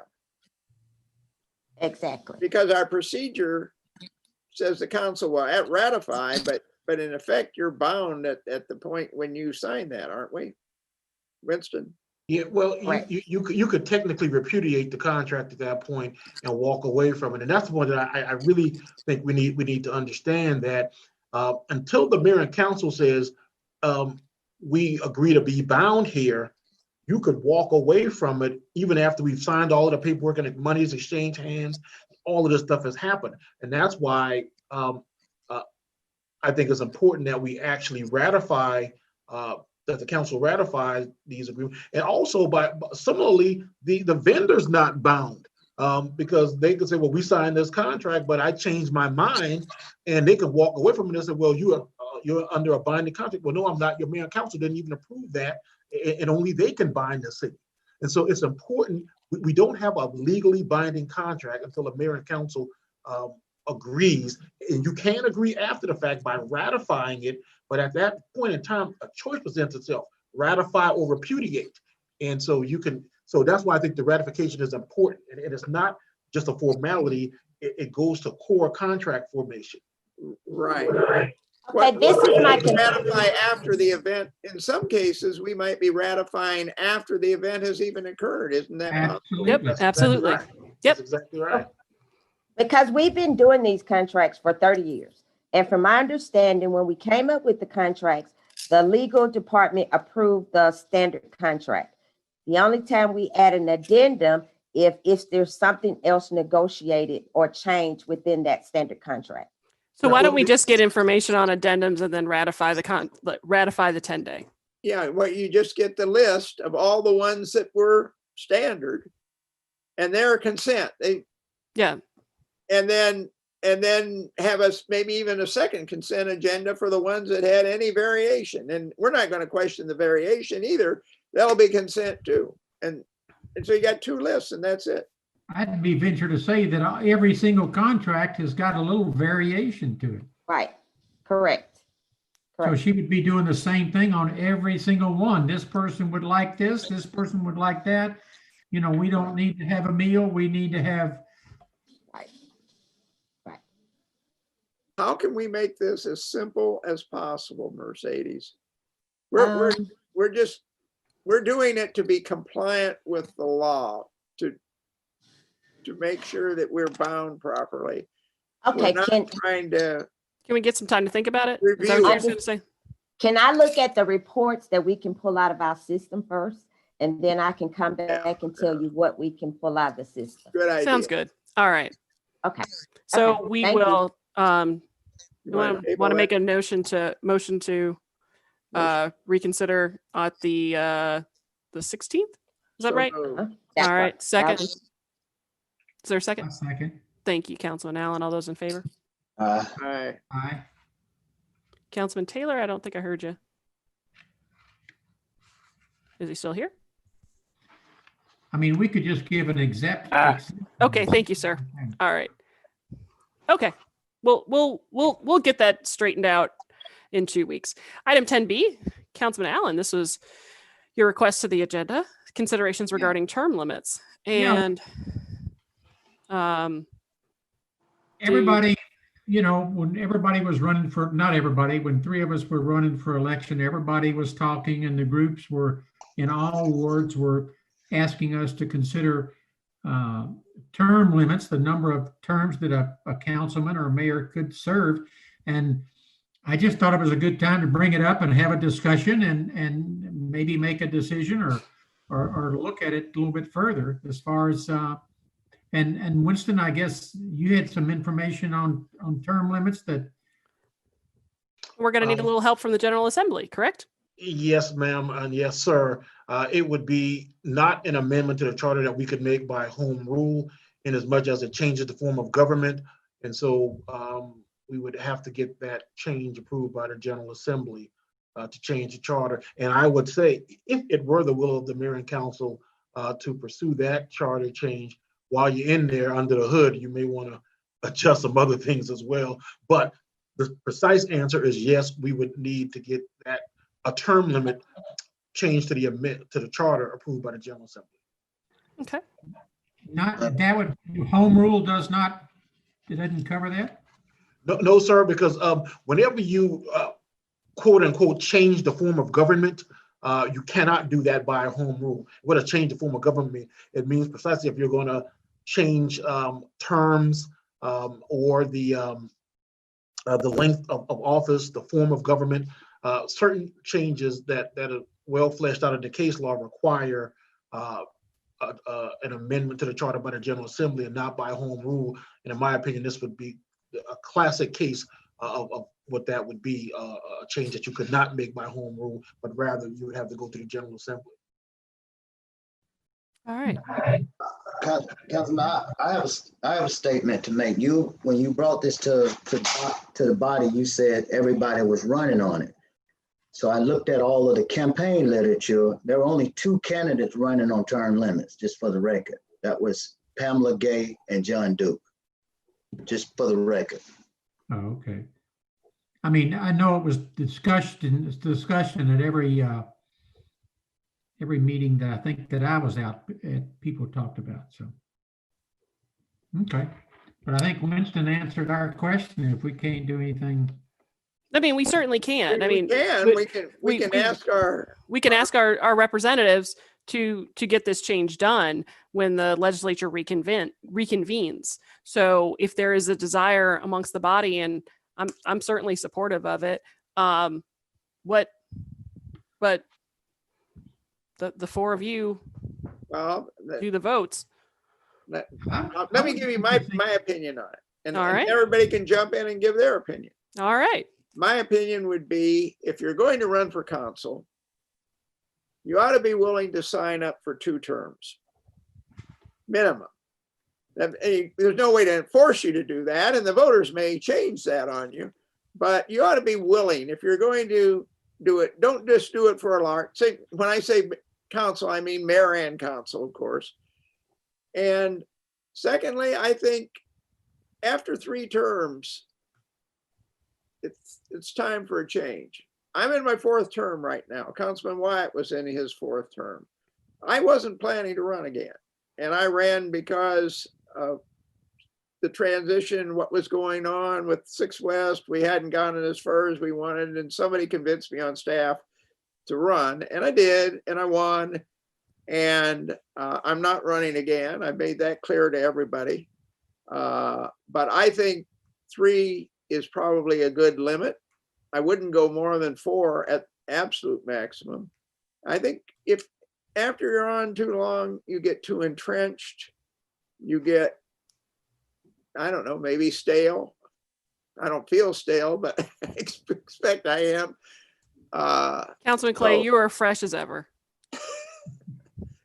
But so that's my theory. Minimum 2, maximum 3. All right. I don't know that we can set minimums, but okay, I hear you on that. Councilman Allen, Councilman Taylor, Councilman Gay, what are your thoughts? Well, I think that we should let the voters tell you when you got to go. You know, I think that if we sit back and say the person can only do 2 terms, and you can find somebody in the community that don't care nothing about the city. They just got to live here for 6 months, and they know that the incumbent can't run anymore. And I think we'll find ourselves in a worse situation, because a person can run just because the incumbent can't run anymore. You know what I mean? That don't mean that you care about the community, and you can just sit back and just wait. I think you should go out here and battle that person that's in that seat, and you win. That's how you control, who's going to be the mayor or the council, whatever. You can get 4 years or 20 years if you go out and do what you got to do. But somebody beats you, you gone. That's just my take on it. All right, Councilman Allen. I'm thinking 2 years. I mean, 2 terms. That's where my initial thought is. But one thought, when mayor and council gave Terrence the right to hire and fire, that changed government. Did we go through the procedures with the state to do that? That, I mean, isn't that a change of government? No.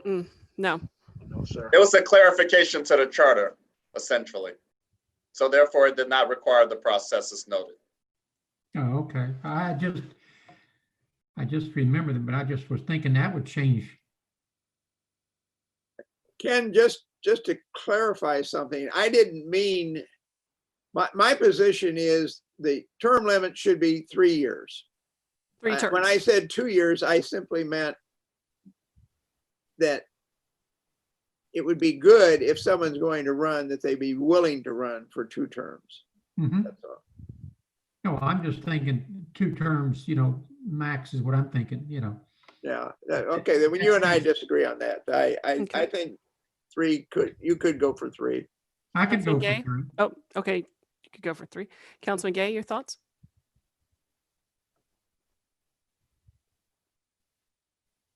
You're muted if you are speaking.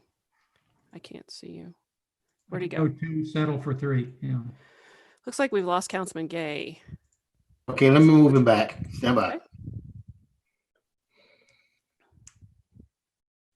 He'll be back in 30 seconds. Okay, he should be back now. No, we don't have to make a decision tonight. It's No, we just- don't. No, it's just a we certainly discussion.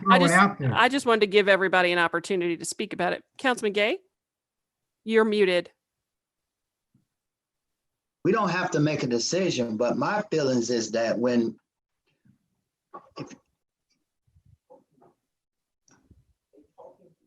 my decision is that when you don't have term limits, the incumbent have certain advantages over other people. They can use a lot of things that the candidate can't use. I mean, respectfully speaking, I think that 3 terms, you ought to have contributed what you can contribute. I think change is very necessary. I personally, myself, I didn't come here to be a councilman. I hope I don't want to die as a councilman. I would like to have provided some fundamental changes that stays with the community and move on. People who stay here all the time. When I was in grad school, the first thing they taught me was people that say they've been on their job 20, 30, 40 years, we learned that, 10 years, they stopped contributing. I don't think nobody should stay in these seats. I think everybody should move on. And that's just the way change works. All right. So did you say that are you comfortable with two terms max, 3 terms max? I say 3 max. Okay. All right. So it seems like we've got some consensus surrounding that. Why don't we take the opportunity to continue the discussion? Because certainly we would need to answer some questions. And I think that would mean that you could have 3 terms, but then you'd have to leave, but I don't think it would prohibit you from running 4 years after that. Oh, yeah, right. I mean, if you want to have a hiatus of a term and then come back for another 3 terms. Right.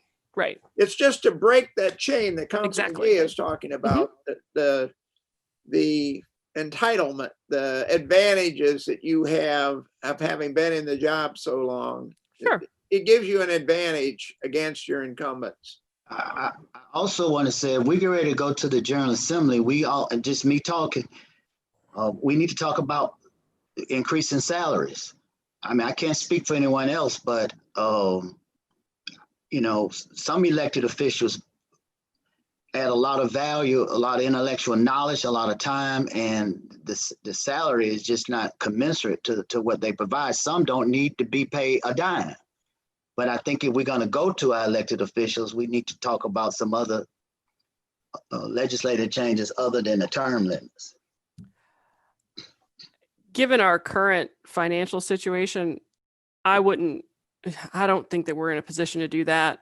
But I mean, certainly the 4 of you are the voters. And also our salaries are actually fairly high in comparison to a lot of other communities. Amen. They are comparatively high.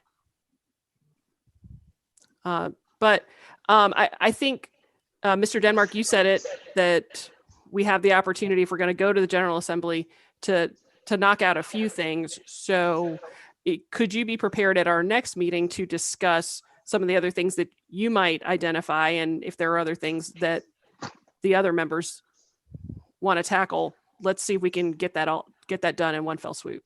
Yes, ma'am. I can present something at the very next meeting. Okay, great. Anything else to add, anyone? That would be good. All right. Thank you, gentlemen. All right. City Attorney's report. Do you have anything else for us, Mr. Denmark? No, ma'am. You guys worked me this evening. I'm good. All right. Okay, thank you. City Manager's report. Other than the rudimentary delinquent property taxpayers report and that for delinquent utility customers, I have nothing further. We contributed a little bit. All right. Any questions in regard to those reports? I got my answers to my questions from Althea earlier today. I don't think I really want to pursue them any further tonight. All right. Anyone else have any questions? Hearing none, we'll continue to move forward. That's right. It's time for the report of mayor and council. Councilman Clay, you're up. Well, I don't have anything serious. I do want to again say I was amazed, pleasantly surprised, felt very good about the performance due to the Zeta aftermath, during the Zeta aftermath. I saw Public Works out there. I saw power out there. As an electrical engineer, I appreciated the complexity of some of the stuff that power was dealing with, and watching the guys in Public Works moving these incredibly huge tree trunks that must have weighed 1,000 pounds, even though after they cut them up, at least. Truly amazing. And to my knowledge, we did it without anybody having an accident, which is another good thing. So I just want to thank staff and say you are the best. Fantastic, fantastic job. The other thing I wanted to report is that the stop signs, I have gotten more compliments on the stop signs that we put in. So I hope that we will continue to look at the other intersections as we discussed when we approved that last bunch, and see if there are any other intersections that are two-way that we need to make four-way. And tomorrow's election day, and for the Lord's sake, if you haven't voted, please go out, vote. Don't vote for Mickey Mouse, whatever you do. I don't care. I mean, I personally care who you vote for, but I'm not going to express that. But I will say I'd rather have you vote than not vote, regardless of who you're going to vote for. That's all I have. Thank you, sir. Councilman Taylor? I want to say, like Councilman Clay said, thank the employees who went out and did the things you guys did over the weekend and the work that you guys got to do to get the city back on track. We definitely appreciate what you guys doing.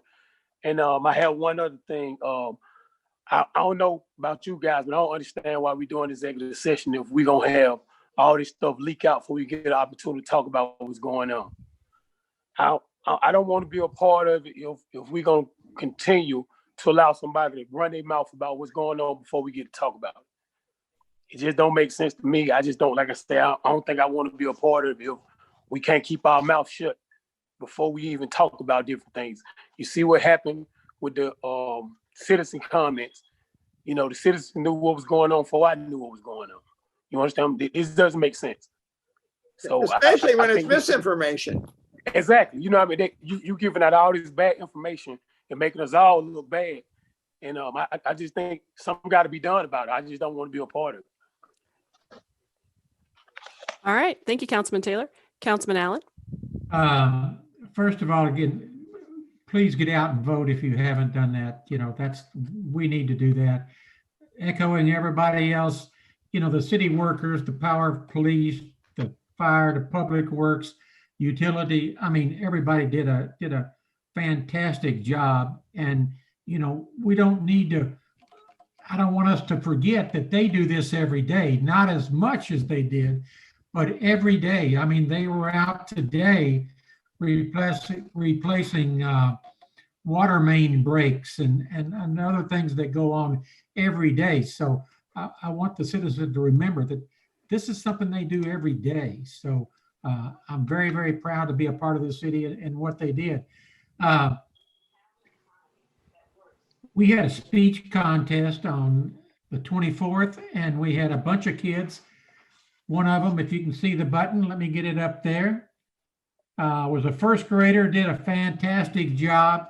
But everybody that participated it was fantastic. And I hope it's an event that we can continue over the years because the kids really enjoyed it. I know Woodward has come to me and asked about some speed bumps. So Chief, I'm gonna be getting with you to find out a little bit of information about speed bumps. And I don't know if we want to have Mike Hicks talk about I Notify College Park that's coming online, and give us a little information about that. I think you know better than everybody. You've spent a lot of time on this. Could you take a few seconds just to tell everybody about it? Yes, sir. Be more than happy to. I'm happy to report that we are going to launch it this week. Thank you, Gerald Walker, for getting the media behind it. Gerald's already sent that out, so we're planning on launching it this week. I haven't looked at the numbers yet to see how many new incidents we're going to add to the system, but internally, the staff has been using it. From what I understand, they're no longer turning in any Word docs or Excel spreadsheets. They're putting the information in the system, and now we've got to teach them how to pull the reports. We can now pull the reports on Ward 1, Ward 2, Ward 3, Ward 4. We can massage those reports and get the information out of there. So we are using it. I've been testing it. We've gotten, I think I put in 4 requests so far, and I think 2 of them have been resolved. Yes, sir. We're using it. And the last thing I just wanted to bring up is that, you know, I know the budget is way down, but I think, you know, we would be remiss if we didn't start looking at the training and some of the long-term goals as far as personnel and the numbers that we need, because 6 West is going to be here. A lot of things are going to be breaking about the same time, and we need to be ready for it. So I think we need to be looking at staff. I think we need to be looking at training in a lot of these departments. I don't want them to get way down low, or if something were to come up, we couldn't respond to it. That's all I had. All right. Thank you, Councilman Allen. Councilman Gay. Okay, a few things. Chief, can you tell us when we may expect the speed breaks on Herschel and Lakeshore?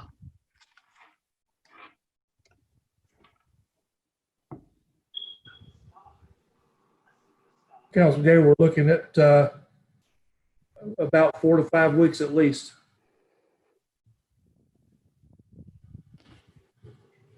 Okay, that's installed? Yes, sir, that should be installed. Okay, very well. The second thing I have is City Manager, we talked about street paving as a workshop session, and that hasn't been added to the agenda yet. I know Michael Hicks did put together a chart that he shared with me. Yes, that's actually forthcoming. I'm anticipating the December 7th workshop meeting. Okay, great. The next thing is, I would like us to start, since we're talking about ordinance and policies, I have one about cronism. I understand that there's been a history in College Park of family members working for the city, and I get it. Whole families have worked in the city, but when elected officials, in my opinion, have family members, all of who work for the city, I think it compromises the directors. And I think that's just a conversation that we need to talk about. It could not lead anywhere, or it could. I do know that there have been several family members who have had contracts. And I know you guys say bad policies don't mean continued policy. So I'd just like to talk about cronyism. I have been looking at similar cities, how it affects the quality and the ethics of a city. But family members who work for the city, who are related to elected officials, there needs to be a separate conversation for that. The next thing I want to talk about is, you know, some things are ambiguous. If I were to say every week, I don't like tractor trailers. If I was to say every week, I don't like warehouses. If I was to say every week, I don't like trash. If I was to say every week, I don't like voter apathy. If it happens to be on the agenda in executive session or workshop, it's ambiguous. So, you know, it needs clarification when you talk about, when you make ambiguous statements. The next thing I would like to say is that, you know, I was saying earlier that I just don't get why there's so much attention to the 18 acres when College Park is 15 miles. There's no conversation about the Bufferton Road Corridor. There's no conversation about Old National. There's no conversation about so many other great development opportunities. But for some reason, the 18 acres has just always been, because Councilman Gay always bring development to it. It's just this hype to do something. You know, I get that Ward 2 and other wards, some wards don't have homes. I get it. But putting things in certain communities is not always the answer. I get that. The other thing I would like to say is that, you know, we are a city of ethics. And I can assure all y'all that I'm 62 years old and I'm a law-abiding citizen. But what I don't like is people who say things, but then they act a different way. It's fake. It's fake. And, you know, we just really need to be careful on how we try and present ourselves, because we open up Pandora's box. We bring one thing to try and attack old Brother Gay, and then you got to change ordinance. Then you got to change policies, because what you do to one, it affects the other council members. So you got to think a little bit and not make amateur moves and make amateur comments. You got to think it through, write it down, discuss it before you bring it out there, because once you bring it out there, people are going to come back to us. But what I wanted to say in closing is, there is absolutely nothing wrong with making that 18 acres a livable center. There's nothing wrong with green space. There's nothing wrong with additional parking. Sir, guys, I go all over, through time for that, I've gone all over the world. 18 acres ain't no big deal. It's just not. And to be perfectly honest with you, I'm actually not surprised, but we just need to kind of open our mind a little bit. And the other thing I want to say is the Camp Creek Marketplace, and I've said this before, the Camp Creek Marketplace is very similar to the 6 West, which was Airport City, which goes all the way back to Lolly Miller. And East Point had to make a decision.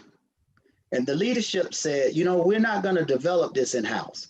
We're gonna give this out and let the people with the resources, the money, the contacts, the references do this for us. And look what he gave them. Look what Camp Creek Marketplace did for East Point. We've been fooling around with 6 West, Airport City, ever since 18, 19 years we've been milking that cow. And so what I want to say is, I know it feels good to say I'm developing Airport City. I know that control feel good, that you can appoint realtors that you know, and you can do, I know how that feels. But look at the taxpayers. My point is, and I'm done. My point is, there's a man, councilman named Jeff Papp and Mark Toro. They work for North American Properties. And what they did was, they got with East Point and they said, listen, this is what we're gonna do. We're gonna give y'all all of the tax breaks you need. We're gonna do all that, but we're gonna get out y'all way. We're gonna leave you guys alone, let you do what you do. And they built phase 1 of Camp Creek Marketplace. And because of that, you have all of the development, the houses behind Camp Creek Marketplace. You have the second phase all across the street. All that is because people got out of the way and stopped trying to act like they do more than they can do. We are elected officials, part-time elected officials. Nobody that I've done any research are millionaires. None of y'all have made no hundreds of millions of dollars. None of y'all that I know of that I'm working with right now. Be a part-time councilman. Stop micromanaging our city. Stop attacking people because you all of a sudden got a little bit of power. Work as a team, love each other, and let's move on. And that's all I have to say tonight. Thank you, sir. All right. So I just wanted to thank all of our departments for all of your hard work, echoing the other members of this body, both police, fire, power, public works, IT, communications. I know that the last week has been difficult, but I sincerely appreciate your efforts, and we would not be in this position without you. I know that we have some work to do, and we will constantly keep on improving to make this the community that we deserve. But I am so grateful for all the efforts of all of our staff to make us be where we are right now. And secondly on that, I want to thank all the department heads, because we didn't get great news in that workshop session in terms of where we are financially. But one of the things that Mr. Wall was clear about was the fact that all of you in your departments are looking at those bottom lines, and you're making sure that you are only expending the money that you need to expend. And I know it's difficult, and we will probably ask you to make some even more difficult choices as we move forward, because we are in tough times, and this pandemic has forced us to make a lot of very, very hard decisions. But I wanted to say that I appreciate what you've done thus far in this fiscal year, and you know that we have your back. I wanted to echo Councilman Allen's comments about the speech competition. It was phenomenal. I am so pleased with the level of enthusiasm and the depth with which our speakers went into to discuss some of the things they would do if they were in elected office. And you might think that an 8-year-old might just sort of talk about everybody getting what they wanted for lunch, but that's not where they were. They were talking about some of the biggest issues of our day. And I'm so proud of our next generation and how they will shape not only College Park, but the world. iNotify CP, our new app, is available on both in the Android store and Apple. So I would urge you to download it, in addition to, as we spoke earlier about, going to our homepage, collegeparkga.com, and downloading or signing up for Code Red, because that's going to give you that up-to-the-minute information about any emergencies that may come in the city. And lastly, tomorrow, thankfully, I think for all of us in 2020, don't we just all want it to kind of fade out? I mean, it's been a year, but tomorrow is election day, and I'll be wearing my special vote earrings tomorrow. I don't know if you can see those. They're great. You can't see them really. Sorry. But anyway, please get out there and vote.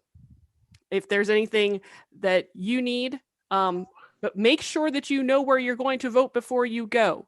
People who traditionally vote at the College Park Auditorium may have been moved to the College Park Library. So make sure before you go that you know where you are voting.